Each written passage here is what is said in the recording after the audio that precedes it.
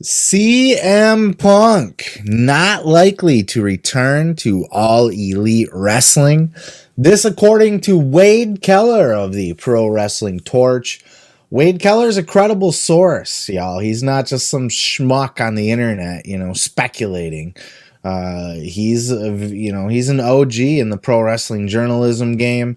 He's right up there with Dave Meltzer. He's just more low key because he doesn't put himself out there as much as Dave does and that sort of thing. But, Wade's absolutely, if you hear something's coming from Wade Keller, you can pretty well take it to the bank.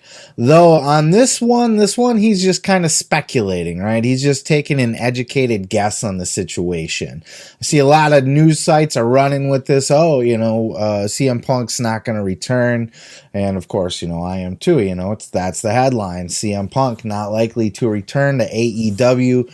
But this is just Wade reading the tea leaves on this one. He's just looking at the overall situation, what happened at the media scrum, what happened in the backstage fight, and that now CM Punk's been removed from the opening intro of Dynamite.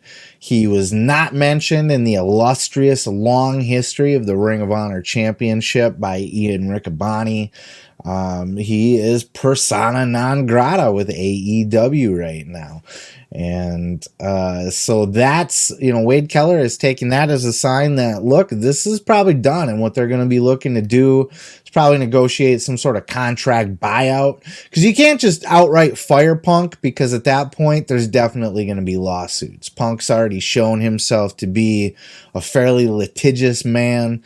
And, there were rumors out there that he kind of needed the money to begin with, that he was kind of running out of money. I don't know how he could, unless he's just living some kind of lavish lifestyle. He's definitely made enough money and has enough name value to continue to make money doing other things, MMA commentary, comic books, movies. He's been in movies. So Punk definitely can exist outside. He did the show Heels.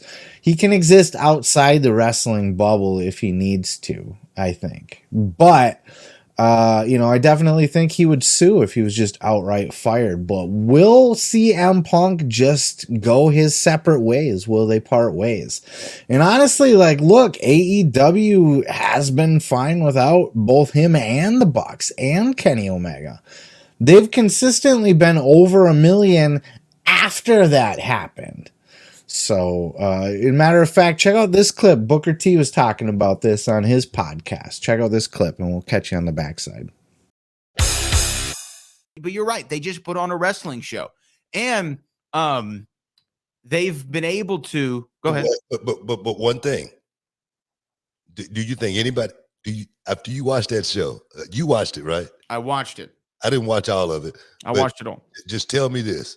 Did you miss anybody? Hell no. That's my point. That goes to show you, as far as how big of a star you are and how big of a star you might really think you are. You know what I mean? Because I don't think anybody missed anybody at the end of, that night. And that's what these guys need to understand, as far as, they think they're, a lot of people think they're big stars and whatnot. Yeah, that's the thing, is that AEW doesn't seem to be missing Punk at all, or the Young Bucks. And it's interesting in the ratings. Like I said, they have been steady up over 1 million. And that could be a lot of different things. MJF is back now. MJF could be that difference maker that's putting them up over 1 million. It could be that it's just the fall season now. In the summertime, not everybody's in the house watching TV. They're out doing shit. They're out enjoying their life.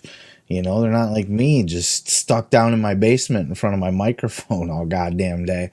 They are out doing things. They're not watching as much TV. So that could be playing into it as well.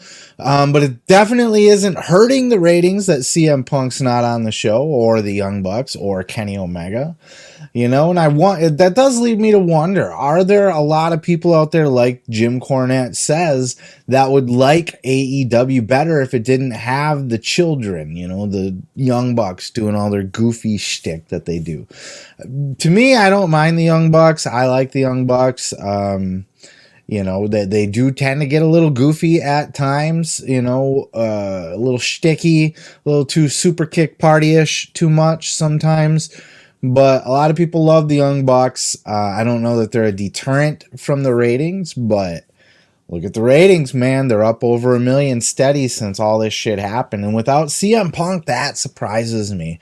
CM Punk at one point was like AEW's like crown jewel, right? Like CM Punk was the guy, the figurehead, the front man for AEW. This was this is the holy grail that Tony Khan was seeking out when he started the company.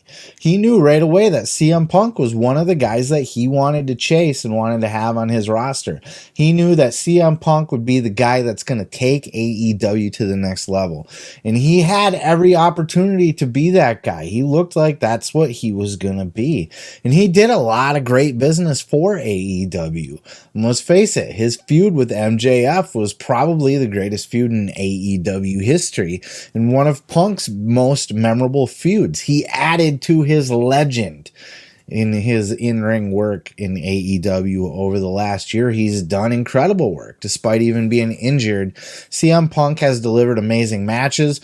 Not only that, but he's given the rub to a lot of young guys too. Remember how heavily criticized Punk was when he first came in because he's working with fucking Lee Moriarty and people like that. I think he had a match with QT Marshall and everybody's like, what the fuck are you doing, Punk? But Punk wanted to work his way. This was the long-term storytelling that they were trying to tell, you know, whereas like a Bryan Danielson came right in at the top of the company and getting a title shot. Punk wanted to work his way up the ladder. He wanted to start with the lower guys and just keep racking up wins on his way to achieving the AEW title. And I think that was the plan from the very beginning. And then he was going to run with it and then drop it to MJF. Of course, plans changed with both MJF's issue and then now Punk's injury. And then all this big fucking mess. It's a big mess. AEW had to think on the fly. They had to pivot. They had to change course. They had to change direction on the fly. And I think they've done great. And I think the fans have fully embraced it. The only thing I would criticize in since the things that they've changed since CM Punk's been gone is maybe, you know, putting the belt back on Moxley kind of seems like same old a little bit still. It might have been good to just have MJF cash in that night to just get the shit done, just rip the Band-Aid off and be done with it and go a new direction, because that seems to be where they were going anyway. It's interesting to see. I mean, CM Punk is not necessary to the success of AEW. You know, they don't need him. You know, they did draw a smaller crowd in Arthur Ashe than they did last year. But look, you know, their PR took a little bit of a hit this year too. So I don't know that that's all CM Punk. Maybe he would have been that difference maker to put them up to the 20,000 again. They're at about 15,000 this time. But time will tell. Ultimately, I think Punk does add a lot of value to AEW. He's a huge name that's going to help you, you know, when you're renegotiating your contract, that sort of thing. You want to say that you got a guy like CM Punk under contract. Problem is that he needs to really ingratiate himself back with the wrestling community. He's pretty well persona non grata right now. Everybody's salty at him, you know, he really fucked up. So I think he's got to come back as a heel, and then I think he'll be fine. Come back as a heel, he's going to get hate, he's going to get booed if he comes back, most likely anyway. Bring him back as a heel, have him fuck somebody over majorly, and have him be the devil. You know what I mean? Maybe have him fuck over MJF, and that'll be MJF's babyface turn. Because we're talking 8 months in the future anyway, because Punk's injury. Time will tell how this plays out. What do you guys think? Do you think that Punk's just going to get his contract bought out? You think he's going to be done with AEW, that we've seen the last of Punk in the pro wrestling business? Or do you think that time will just allow things to cool off and that Punk can come back with a fresh start and eventually just make an effort to redeem himself, and probably have to do that as a heel to not go against the grain of getting booed. We shall see. We'll see how it all plays out. It's very interesting. You know, I haven't been shy about saying that Punk's one of my favorite guys. Punk is my favorite guy. You know, and he kind of broke my heart with this whole thing because I feel like he really showed some solid scumbaggery, and this is backed up by a lot of people who have always kind of thought he was a scumbag to begin with. So it's saddening, but I'm hoping he can come back and fully redeem himself, but we shall see. Let me tell you something, brother. You can check out full episodes each and every Sunday right here on this channel, dude. Don't forget to like, don't forget to subscribe, and don't forget to take your vitamins and say your prayers, brother.